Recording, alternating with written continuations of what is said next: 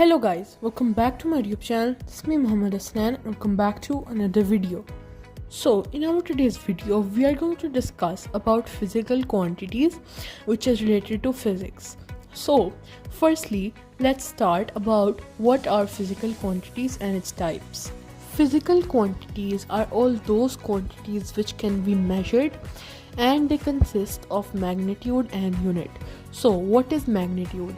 Magnitude is the combination of numeric value and unit. For example, 1 kg. After understanding physical quantities, let's move on to the types of physical quantities, which are base quantities and derived quantities.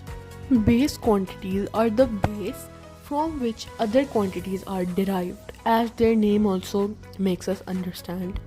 They cannot be defined in terms of other physical quantities. If we talk about the examples, then there are seven base quantities in physics. So let's start one by one. So the number one is mass. So mass has the standard unit SI unit of kilograms. Now what is SI unit? So SI unit is the standard unit which is standardly given to every quantity internationally. So mass has the SI unit in kilograms. Number 2 is length. So length has the SI unit of meters, which is represented by the letter M. Next is time. So the SI unit for time is seconds, represented by small s. Number 4 is current. So the SI unit for current is ampere and it is represented by A. Number 5 is temperature. So the standard unit for temperature is Kelvin, K. Number 6, amount of substance. So the amount of substance is the standard unit is mole, which is represented by MOL. Then we have intensity of light and it has a SI unit of candela, CD. These were the base quantities. Now after the base quantities we have derived quantities. So the definition is that derived quantities are derived from the base quantities and they are made by the base quantities. Derived quantities are basically calculated from the base quantities. And if we talk about the examples, then we can have speed, which is a derived quantities, and we can calculate it using distance, which means length, which is a base quantity, and time, which is also a base quantity. Another example is area, which is calculated with length into length, which is a base quantity. Another example is force, which is the SI unit is N, Newton, and it is calculated from the acceleration and the mass.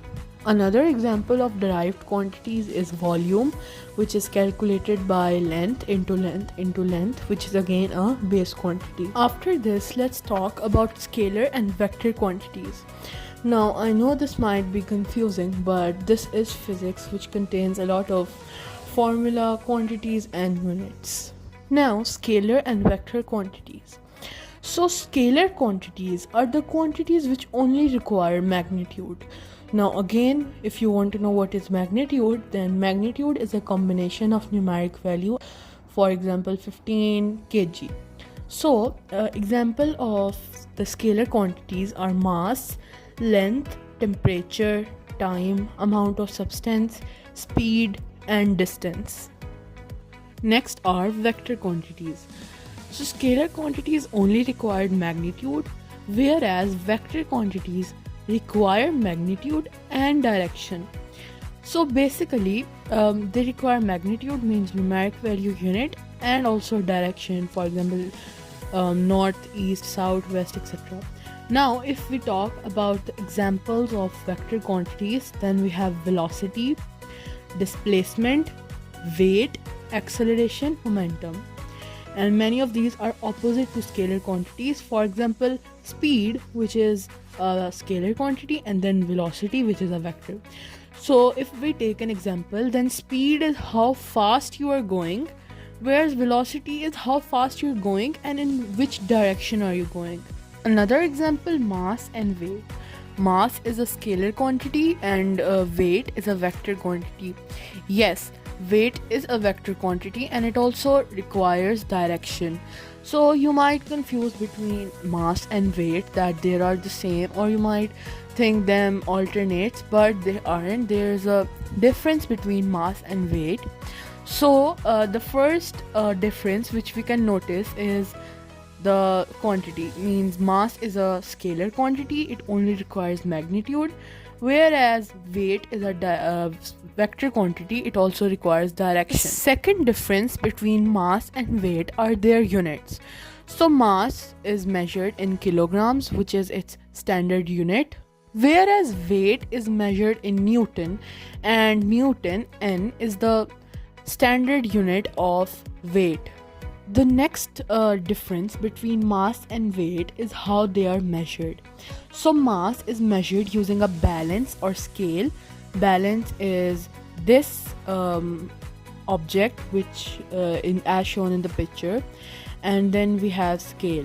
Whereas weight is measured on an equipment known as Newton meter, as the unit of weight is newtons, so it is measured on a Newton meter, as you can see in the picture. Now if we talk about the definitions of each one of them, then basically mass is the amount of matter in an object, how much matter is in an object, and it is usually measured in kilograms. So what we measure, we call it as weight. It's not actually weight, it's our mass which we regularly measure, whereas weight is the gravitational force which is acting on an object. Weight is basically calculated from mass. The formula for weight is that W equals to m into g, where m is the mass and g is the gravitational acceleration. G has a fixed value which represents the gravitational pull from Earth. So G has a fixed value of 9.81 meter per second squared, which is the gravitational pull from the Earth. So weight is measured using mass multiplied by 9.81 G.